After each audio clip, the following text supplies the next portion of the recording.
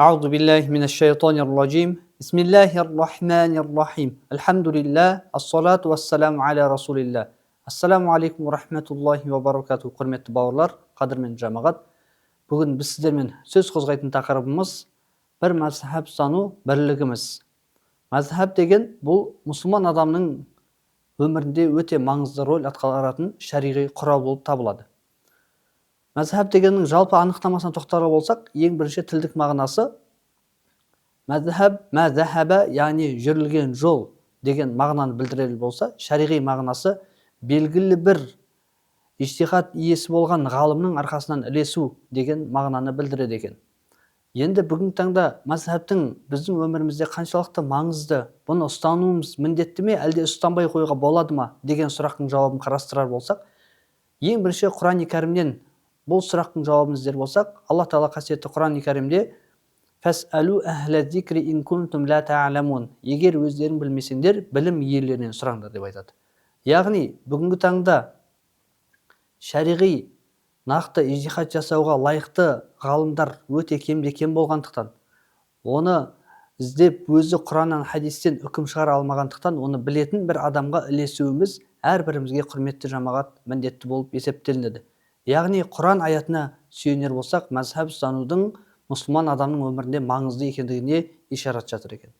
Келесі сүннеттен дәлел келтірер болсақ, Алла елшісі саллаллаху алейхи уассалам өзінің сахабасы Муаз ибн Джабалды Йеменге жіберген уақытта, ол жаққа барғанда адамдар сенен бір нәрсе сұраса қалай үкім шығарасың деген уақытында Муаз ибн Джабал радиаллаху анху: мен Алла Тағаланың түсірген кітабынан үкім етемін. Егер кітаптан таба алмасам, сіздің сүннетіңізден үкім етемін. Егер сүннеттен таба алмасам, өзім осы Құран мен сүннеттің шеңберінен шықпайтын деңгейде ижтихад жасаймын, яғни ізденіс қыламын деген сөзін айтқан болатын. Сол кезде Алла елшісі саллаллаху алейхи Біләл Муаз ибн Джабалдың берген жауабына қатты қуанады екен. Яғни бұл жағдайда қандай да бір ғалым, Құранды түсінген, сүннетті түсінген ғалым сол шеңберден шықпай, Құран мен сүннетте келмеген мәселелерді шариғат деңгейінде үкім шығара алатындығына ишарат жатыр екен, құрметті жамағат. Енді жалпы мазхаб ұстануда тақлид деген дүние бар. Тақлид яғни қандай да бір ғалымның арқасынан ілесу, бекем жабысып алу. Енді Ибн Хумам әл-Ханафи қандай да бір әлсіз адам, ижтихад иесі болған адамның арқасынан ілесуі міндетті деп айтады екен. Не себепті? Өйткені сіз бен біз білмейміз, алдымызда Құран келіп тұр. Құранда былай делінген деп, соған дереу амал етіп кетер болсақ, онда бізді ол адасушылыққа ұшыратады. Немесе сүннетте былай деп келген деп бір хадис келетін болса, оған қарама-қайшы 10 хадис келуі мүмкін.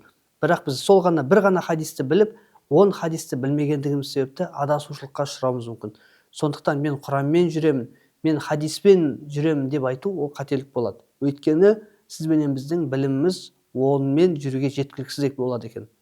Сондықтан ғалымдарымыздың сөзі, мазхаб ұстанушы ғалымдардың сөзі сіз бенен бізге дәлел ретінде, ғылым ретінде жеткілікті болып есептелінеді деген, құрметті жамағат. Енді қоғам арасында әртүрлі іркушілік болып, біреу өзге мазхабты ұстанамын дейді, біреу мазхабты ұстанбаймын дейді. Осы жерде біркелкілік біздің қоғамымыз үшін, әрбір қоғам үшін маңызды. Әр қоғамның өз жағдайына, өз ыңғайына қарай ұстанатын белгілі бір деңгейдегі мазхабы бар. Біздің, Аллаға шүкір, мына Орта Азия халқының ұстанатын мазхабы бұл Ханафи мазхабы.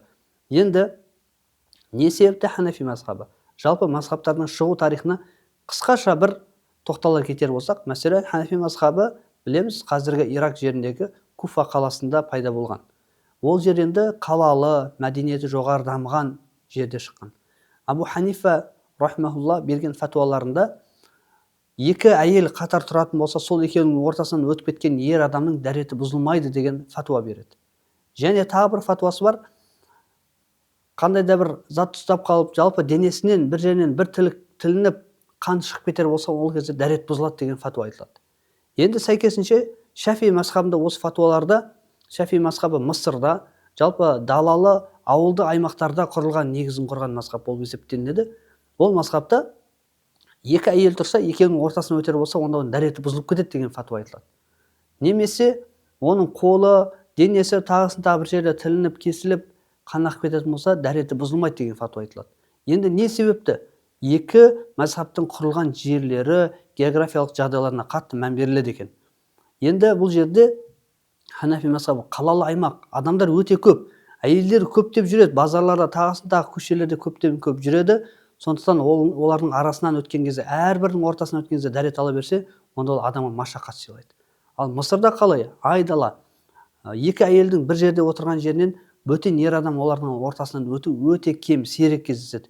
Ондай жағдайда адам шахуатта қатты оянып, дәретіне кедергі келтіру мүмкін деген фатуамен дәрет бұзылады деген үкім айтылады. Ал енді қол қанап кету, денесі қанап кетуіне байланысты қалалы аймақта білеміз, әдетте адамдардың үсті-бастары, денелері қатты қанай қоймайды. Өйткені қалалы аймақ ондай қатты бір ауыр қатты жұмыстар бола бермейді әдетте.